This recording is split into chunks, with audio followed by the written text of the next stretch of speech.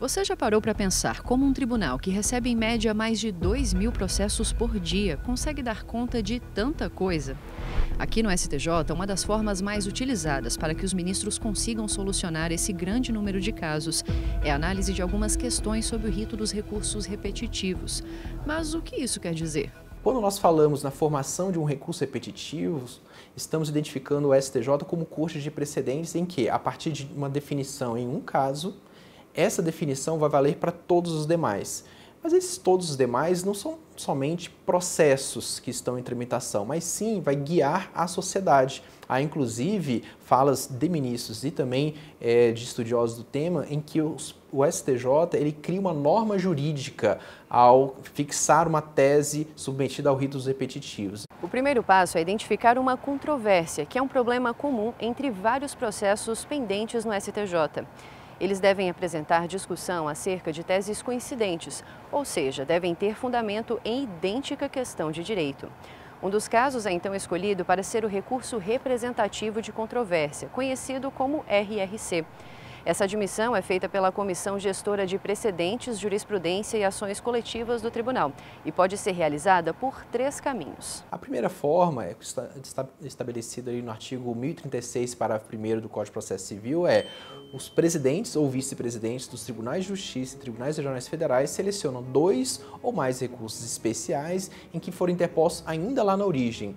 Os demais processos idênticos ficarão sobrestados, ou seja, aguardando a definição do STJ, e esses processos, 2 ou mais, sobem até o STJ. Esses casos são submetidos à Comissão Gestora de Precedentes. Uma segunda hipótese são aqueles recursos especiais interpostos contra incidentes de resolução de demandas repetitivas ou incidentes de assunção de competência, que são os precedentes vinculantes dos Tribunais de Justiça e Regionais Federais. Esses também são grandes candidatos à afetação ao ritos repetitivos e também passam pela Comissão Gestora de Precedentes. E o terceiro o caso que tem o maior volume no STJ são aqueles casos identificados aqui mesmo no STJ, em que o presidente da Comissão Gestora, a partir da multiplicidade, da relevância daquela questão, identifica que é um bom recurso a ser afetado aos ritos repetitivos. E aí ele faz essa indicação. Além dessas 3 formas que passam pela Comissão Gestora de Precedentes, é claro, é possível também o relator, com processos do seu acervo, submeter diretamente um recurso aos ritos repetitivos,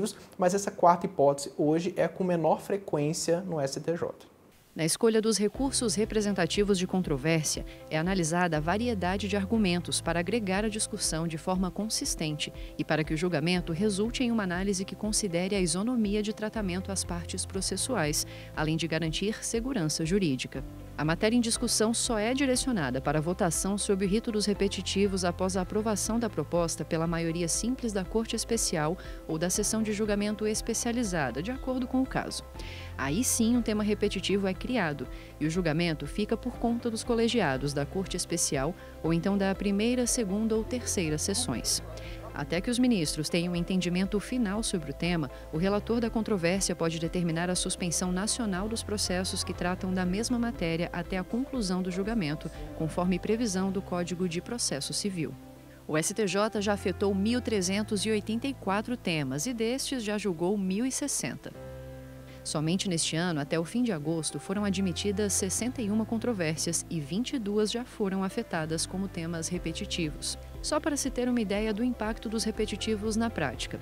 Por meio de uma parceria do STJ com a Advocacia Geral da União, entre junho de 2020 e abril de 2024, uma triagem automatizada que evita a distribuição de recursos sobre temas já afetados à sistemática dos repetitivos, permitiu que mais de 4.000 processos fossem encaminhados à presidência do STJ para devolução às instâncias de origem. Estamos agora esse ano com a previsão de receber no Poder Judiciário mais de 40 milhões de processos.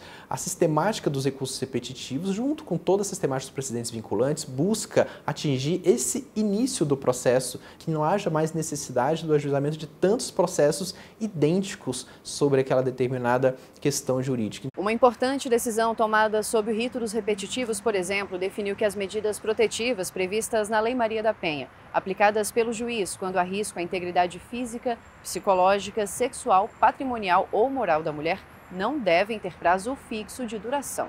Já em outro julgamento de um tema repetitivo, o STJ decidiu que caso um bem de família, que é em regra impenhorável, seja dado como garantia hipotecária e a dívida beneficie o próprio núcleo familiar, esse bem poderá ser penhorado para pagar o débito. E na definição de tese que tratou da prescrição para o redirecionamento da execução fiscal no prazo de 5 anos, contado da citação da pessoa jurídica, a estimativa da Procuradoria da Fazenda Nacional é de um impacto em 6 milhões de execuções.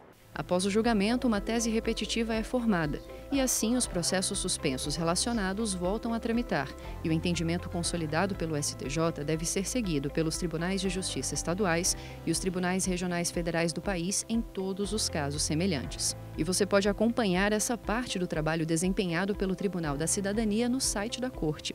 E na página de precedentes qualificados é possível conferir a descrição das controvérsias, boletim de precedentes, grupos representativos e andamento da suspensão nacional de processos.